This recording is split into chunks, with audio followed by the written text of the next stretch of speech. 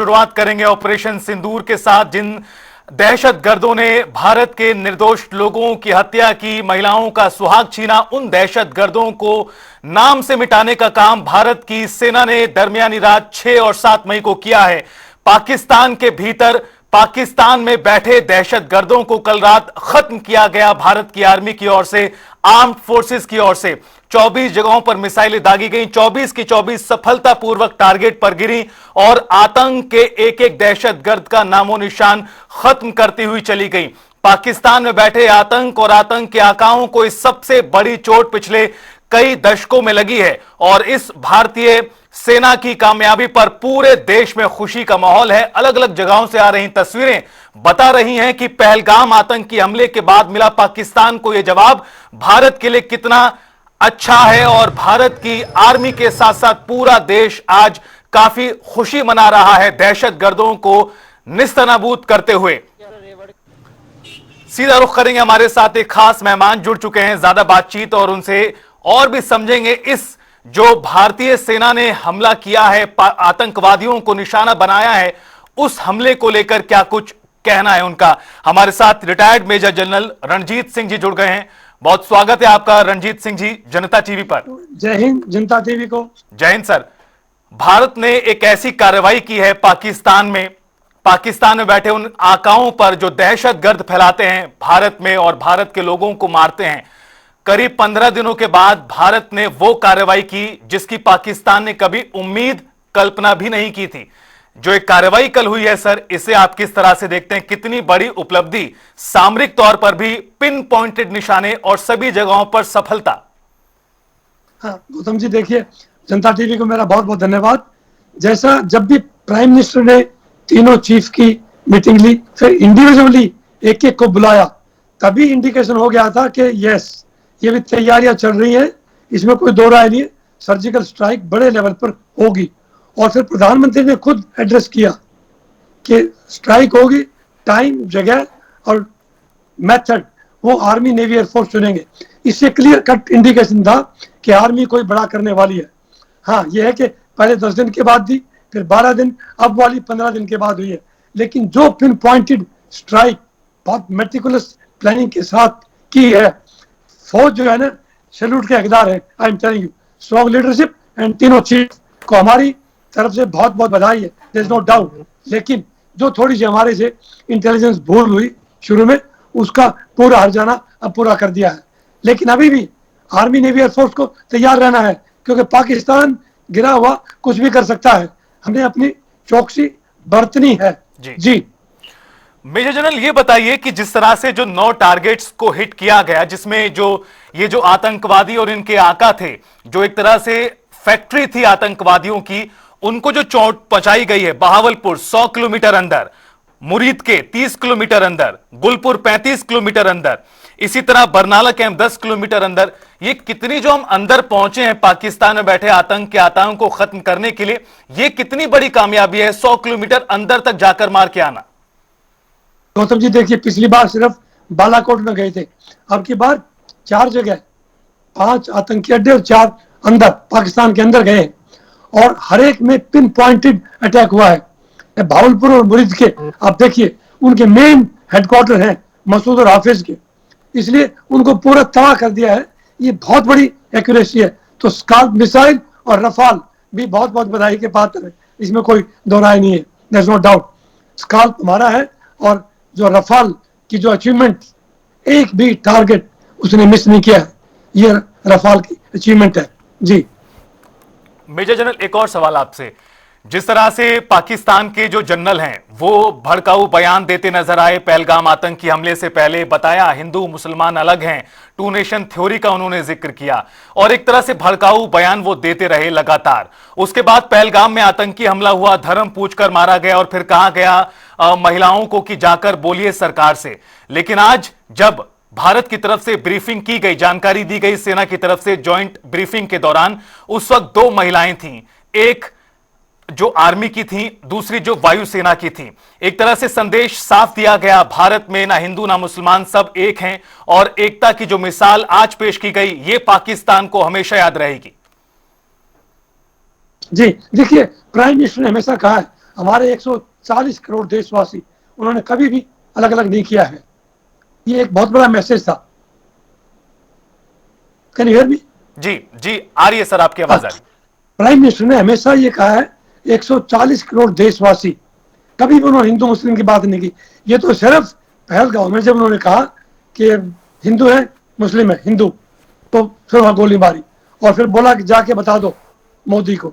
Honourable prime minister definitely इस बात को ध्यान में रखा है, इसलिए इस ऑपरेशन का नाम ऑपरेशन सिंदूर रखा है। जी बिल्कुल मेजर जनरल, और यही बात है कि जो लोग हैं, जो तमाम जो पीड़ित हैं, उनको भी कहीं ना कहीं थोड़ी राहत, थोड़ा संतोष मिला होगा इस भारत की कार्रवाई के बाद। लेकिन आपसे एक और सवाल, क्या अब आपको लगता है कि कुछ पाकिस्तान में सुधार हो पाएगा, पाकिस्तान थोड़ा घुटनों पे आ पाएगा इस बड़ी कार्रवाई के बाद? गौतम जी, मसूद का स्टेटमेंट देखिए, मेरे घर के 10 आदमी मारे गए जी, और बाकी कितने लोग और मरे। सो सब पूरे टेररिस्ट के ऊपर या उनके ट्रेनिंग देने वालों के ऊपर अटैक था। हमने कोई सिविलियन एस्टेब्लिशमेंट को अटैक नहीं किया, कोई मिलिट्री एस्टेब्लिशमेंट को अटैक नहीं किया। तो इसलिए पाकिस्तान कुछ कर भी नहीं सकता। पूरे वर्ल्ड को हमने बता दिया है, including America, secretary of state. तो इसलिए आज भारत का पलड़ा भारी है, और अगर पाकिस्तान ने थोड़ा बहुत कुछ और किया तो मेरा ख्याल हो सकता है कि इंडियन डिफेंस फोर्सेस इससे और ज्यादा अटैक करें। अभी भी कुछ नहीं कह सकते, इस स्टेज पर हम और आप कुछ नहीं कह सकते कि डिफेंस फोर्सेस के दिमाग में या प्राइम मिनिस्टर के दिमाग में और क्या है। सर्जिकल स्ट्राइक हमने पानी पे की, कहीं बाढ़ आई है, कहीं बिल्कुल पानी की एक ड्रॉप भी नहीं है जनाब। और आप देख लीजिए रावी का पानी बिल्कुल खत्म है, उधर झेलम में बाढ़ आ गई। तो इसलिए उधर भी प्लानिंग चल रही है। पाकिस्तान का बुरा हाल होना है, चाहे बलोचिस्तान देख लीजिए, अफगानिस्तान की तरफ से अटैक देख लीजिए, पीओके अपने आप ही शायद सरेंडर कर देगा, पख्तूनवा में चल रहा है, सिंध जो है वो वैसे ही पंजाबियों को लाइक नहीं करता। सो देयरफॉर पाकिस्तान का ये बहुत बुरा दौर आ रखा है। जी मेजर जनरल, जो आज कार्रवाई भारत द्वारा की गई है, इसको लेकर तमाम लोगों को यह पूरी उम्मीद थी, विश्वास था कि कार्रवाई होकर रहेगी।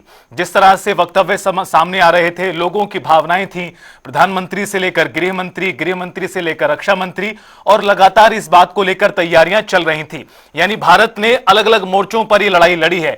पहले इकोनॉमिकली पाकिस्तान को बैकफुट पर किया, कूटनीति के स्तर पर कई कदम उठाए, उससे भी पाकिस्तान पूरी तरह बौखलाया हुआ था। अलग अलग तरह के बयान, न्यूक्लियर अटैक तक के दिए जा रहे थे, अलग अलग तरह की गीदड़ भभकी दी जा रही थी। लेकिन जब भारत ने पलटवार किया सामरिक शक्ति से, आर्म फोर्सेस के थ्रू, पाकिस्तान पूरी तरह भौचक्का रह गया। और उसको अभी भी समझ नहीं आ पा रहा है कि आखिरकार ये जो कार्रवाई भारत द्वारा की गई है कितने बड़े स्तर पर की गई है। आपको क्या लगता है आने वाले दिनों में जिस तरह से दुनिया भर में अब भारत को सपोर्ट किया जा रहा है आतंकवाद के मुद्दे पर, जो भारत ने कार्रवाई की है, पाकिस्तान पर किस तरह का दबाव अब बनाया जा सकता है आने वाले दिनों में? चूंकि कई जानकारियां ब्रीफिंग के दौरान दी गई, किस तरह से इन अड्डों के जरिए जो 9 अटैक जहां पर किए गए, वहां पर आतंकवाद को फैलाया परोसा जा रहा था, वहां पर ट्रेन किए जा रहे थे मिलिटेंट्स, और उसके बाद ये भारत में आते हैं और उसके बाद घटनाएं पेश आती हैं। क्या लगता है आपको कि अंतर्राष्ट्रीय स्तर पर भी किस तरह का दबाव अब पाकिस्तान के ऊपर पड़ सकता है? गौतम जी देखिए, यूएनओ में हमारा बहुत तगड़ी इमेज है। G21 अभी हमने किया पिछले साल इंडिया में। तो G20 के कंट्री सारे इंडिया के साथ है। क्वाड हम 4 कंट्रीज के मेंबर है, इंडिया है, जापान है, ऑस्ट्रेलिया, अमेरिका। वहां पर इंडिया का दबदबा बहुत है, वो इंडिया में मीटिंग होने वाली है। G7 या ब्रिक्स के हैं, कोई भी मीटिंग देख लीजिए आप, वहां पर इंडिया की जो इमेज है, militarily, politically, diplomatically we are very strong. और मैंने ये मैसेज पहले भी दिया और स्ट्राइक के बाद भी इमीडिएटली इन्फॉर्म किया है इंडिया ने। और यही कारण है कि पाकिस्तान के साथ सिवाय चाइना और टर्की के सिवाय कोई नहीं आया। टर्की का युद्धपोत इंडियन ओशन में आया था, और वो कहा गया कि वो एक्सरसाइज करके 3 दिन के बाद वापस जाएगा। जब असली युद्ध की बात आती है तो कोई कंट्री पास नहीं आता। इसलिए ऐसे ही चाइना, लोग कहते हैं चाइना एंटर कर जाएगा, चाइना एंटर बिल्कुल नहीं करेगा। चाइना ने जो जंग है वो पाकिस्तान को दे रखा है, वो किसी काम का नहीं है, न फाइट जेट काम के, न उसके टैंक काम के, पनडुब्बी उनके पास वैसे ही नहीं है। तो इसलिए आज भारत बहुत ही ज्यादा सशक्त है, और उसके सामने न पाकिस्तान खड़ा हो पाएगा और न चाइना। ये मेरा मानना है गौतम जी। मेजर जनरल, क्या आपको भी लगता है इस तरह के कुछ हालात थे, जिस तरह से पहलगाम की घटना हुई, उसके बाद पाकिस्तान की तरफ से जो बयान सामने आ रहे थे, वो एक तरह से दिखा रहे थे कि पाकिस्तान का घमंड काफी ज्यादा बढ़ गया है। फिर चाहे वो उसको तुर्की की तरफ से मिल रहा सपोर्ट हो जो दिखावटी सपोर्ट था, या फिर चाइना की तरफ से मिल रहा सपोर्ट हो वो भी दिखावटी था। लेकिन क्या आपको लगता है कि इस कार्रवाई के बाद कहीं ना कहीं उसका घमंड, जो घमंड का गुब्बारा था, वो कहीं ना कहीं फूटा है अब? बिल्कुल ठीक है गौतम जी। एक तो जो चाइना है, चाइना का अपना इंटरेस्ट है। चाइना पाक इकोनॉमिक कॉरिडोर सी पैक जो बन रहा है, वहां 40 to 60 बिलियन डॉलर्स चाइना ने लगा रखा है। ग्वादर में उसने लगा रखा है। वहां बलूच उसको मार रहे हैं, चाइनीज को भी और पाकिस्तानी आर्मी को भी। उधर से पीओके और शेक्सगांव वैली, वो तो इंडिया लेगा कभी न कभी, डेफिनेटली। तो वहां से भी सी पैक खत्म होगा। तो चाइना की सिर्फ ये बारी है, उसने इतने बिलियन डॉलर्स लगा रखा है, वो डाउन द ड्रेन जाएगा, क्योंकि उसमें कोई दो राय नहीं। आने वाले समय में बलोचिस्तान अलग होगा और पीओके इंडिया के पास आएगा। तो जो चाइना की सी पैक है वो भी जाएगी, और टर्की बंदरगाह की देता रहेगा। टर्की के पास कुछ नहीं है जी। बिल्कुल, आप ये भी कह रहे हैं कि आने वाले समय में ये भी होगा, और कहीं ना कहीं भारत की इस कार्रवाई के बाद मेजर जनरल खैबर पख्तूनख्वा का इलाका हो या फिर बलूचिस्तान का इलाका हो, वहां पर भी कहीं ना कहीं खुशी मनाई जा रही होगी इस कार्रवाई के बाद। हाँ जी बिल्कुल, चारों जगह है। सिंध में भी, पख्तूनख्वा में भी, पीओके, और इवन हमारे पड़ोसी अफगानिस्तान, तालिबान सरकार, और बलूचिस्तान, सभी जगह ये लोग काफी खुश हैं, जैसे इंडिया के अंदर लोग खुश हैं। There is no doubt Gautam ji. आगामी कार्रवाई भारत की अब किस तरह की रह सकती है? चूंकि गृह मंत्री ने भी ये निर्देश दिए हैं कि जो सीमा से सटे इलाके हैं वहां पर लोगों को सुरक्षित रखा जाए, तो आगामी कार्रवाई भारत अब किस तरह से करेगा? हमने अपनी प्रिकॉशन लेने हैं, केयरफुल रहना है। हमारी तीनों आर्मी, नेवी, एयरफोर्स बिल्कुल तैयार है, स्टैंड टू है, कोई डाउट नहीं है। वैसे पाकिस्तान की हिम्मत नहीं है।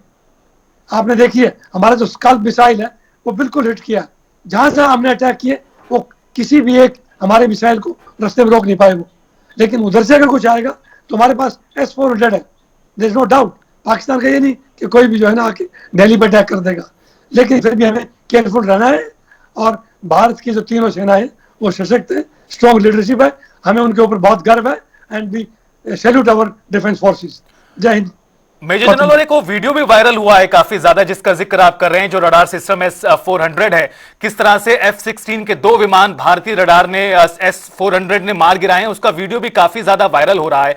लेकिन मैं आपसे ये भी समझना चाहूंगा कि जिस तरह से पहलगाम की घटना हुई उसके बाद लगातार पाकिस्तान सीज फायर का उल्लंघन करता रहा है, और कल भारत की कार्रवाई के बाद भी पाकिस्तान पूरी तरह बौखला गया। उसने फिर सीज फायर का उल्लंघन किया कई इलाकों में, पुंछ, अखनूर जैसे इलाकों में।